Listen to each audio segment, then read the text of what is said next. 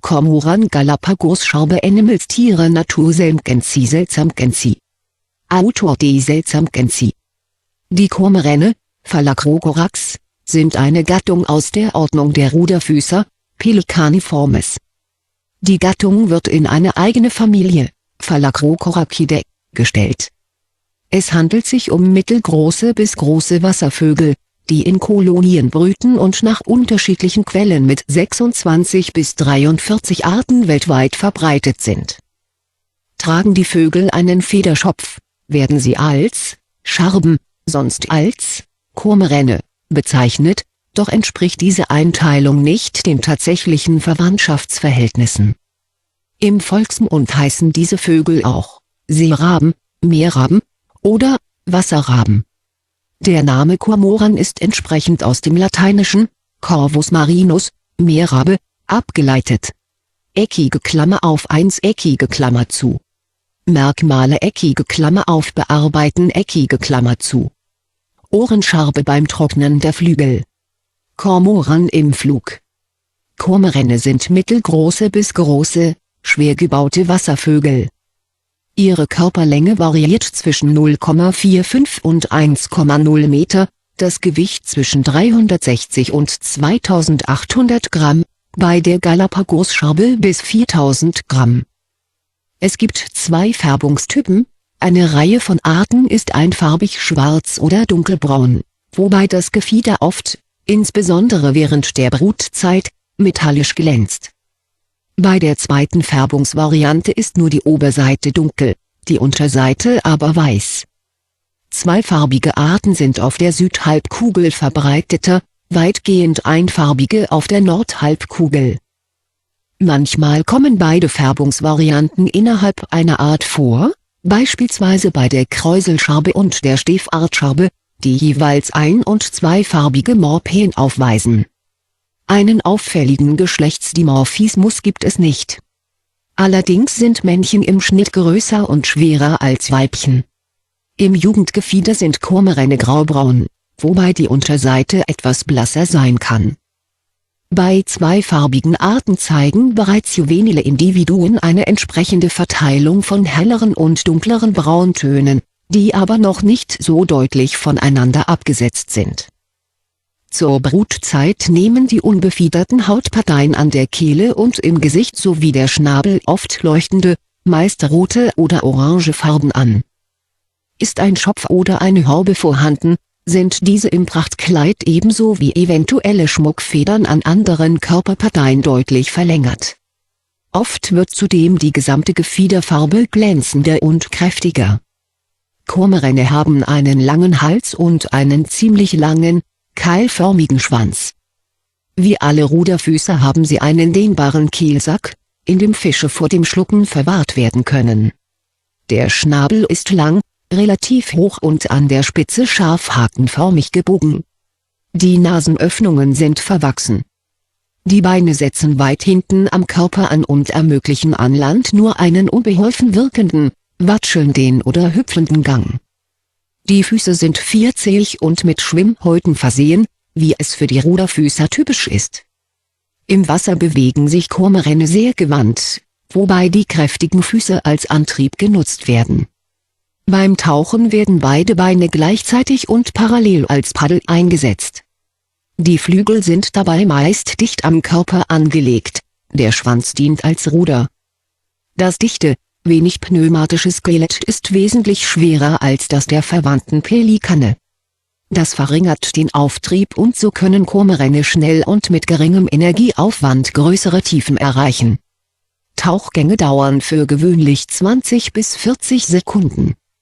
Die längste gesicherte Tauchdauer betrug 95 Sekunden bei einer Krähenscharbe.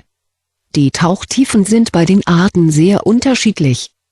Viele kleine Arten gehen nie tiefer als 10 Meter, während die Makoari und die Pinselscharbe bis zu 50 Meter tief tauchen können. Die Flügel sind relativ kurz, leicht gerundet und werden im Flug im Handgelenk meist stark gewinkelt. Die Flügelschläge sind kräftig und fordernd. Kormoränne können nur unter günstigen Bedingungen aufkreisen und gleiten. Die Fluggeschwindigkeit kann bis zu 80 km pro Stunde betragen. Zum Auffliegen müssen Kormoräne eine lange Strecke über die Wasseroberfläche laufen, ehe sie abheben können. Die Landung erfolgt aufrecht, mit gefächertem Schwanz und vorgestreckten Füßen. Kormoräne landen auch geschickt am Boden, auf Ästen oder Felsklippen. Die Flügelspannweite beträgt bei den flugfähigen Arten 80 bis 160 cm. Eine Art, die Galapagos-Scharbe, ist flugunfähig. Ihre Flügel sind stark reduziert. Verbreitung und Lebensraum eckige Klammer auf bearbeiten eckige Klammer zu. Kormoräne sind auf allen Kontinenten außer der Antarktika verbreitet. Die größte Artenvielfalt besteht in den Tropen und in der südlichen gemäßigten Zone. Kormoräne fehlen in Zentral- und Nordasien, in weiten Teilen Kanadas und in kontinentalen, ariden Großregionen. Unter den Kormoränen gibt es viele Endemiten, die ausschließlich auf kleinen Inseln vorkommen, darunter die Galapagos-Scharbe, der Socotra-Kormoran und die Chatham-Skarbe. Auf vielen subantarktischen Inseln gibt es weitere Beispiele.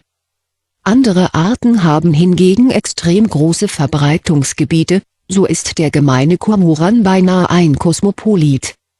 Man findet sie sowohl an Meeresküsten als auch an Binnengewässern.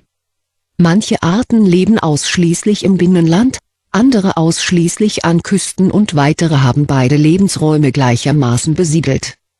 Die küstenbewohnenden Arten finden sich stets in der Nähe des Festlands und niemals auf dem offenen Meer. Im Binnenland bevorzugen die meisten Arten ebene Gegenden. Eine bemerkenswerte Ausnahme ist hier die Olivenscharbe, die in den Anden selbst noch an Seen in 5000 Metern Höhe lebt. Die meisten Kormoräne sind Standvögel, manche sind Strichvögel und nur wenige Zugvögel. Vor allem die Kormoräne der kaltgemäßigten Zonen der Nordhalbkugel ziehen im Winter oft südwärts. So ist der gemeine Kormoran ein Teilzieher. Lebensweise eckige Klammer auf bearbeiten eckige Klammer zu. Kräuselscharbe mit ausgebreiteten Flügeln, Trocknen des Gefieders. Aktivität und Komfortverhalten eckige Klammer auf bearbeiten eckige Klammer zu.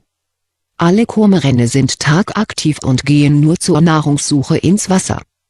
Im Gegensatz zu vielen anderen Wasservögeln ruhen sie nicht auf dem Wasser, sondern stets auf dem Land. Hier suchen sie sich erhöhte Plätze wie Felsen, Äste oder Zaunpfähle, bei den küstenbewohnenden Arten oft auch Vorsprünge in steilen Klippen.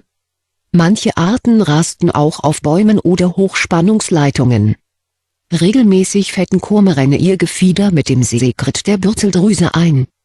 Die oft verbreitete Behauptung, dass Kormoräne keine Bürzeldrüse hätten, ist unwahr.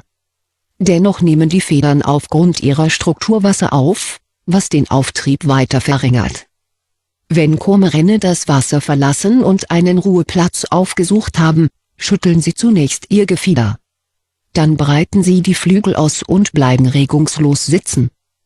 Während einst zahlreiche Theorien entworfen wurden, welchen Zweck das Flügelspreizen erfüllt, gehen die Experten heute überwiegend davon aus, dass es den alleinigen Zweck hat, die nassen Gefiederteile schneller trocknen zu lassen.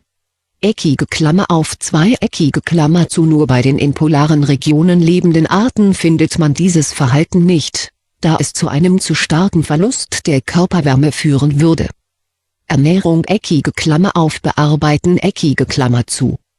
Die Vertreter dieser Familie sind in erster Linie Fischfresser.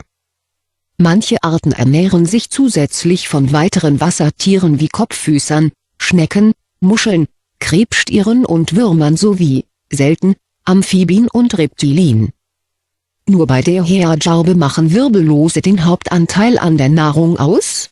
Alle anderen Arten ernähren sich zu mindestens 50% von Fisch, viele sogar ausschließlich. Meistens werden kleine Fische zwischen 5 und 25 cm Länge erbeutet,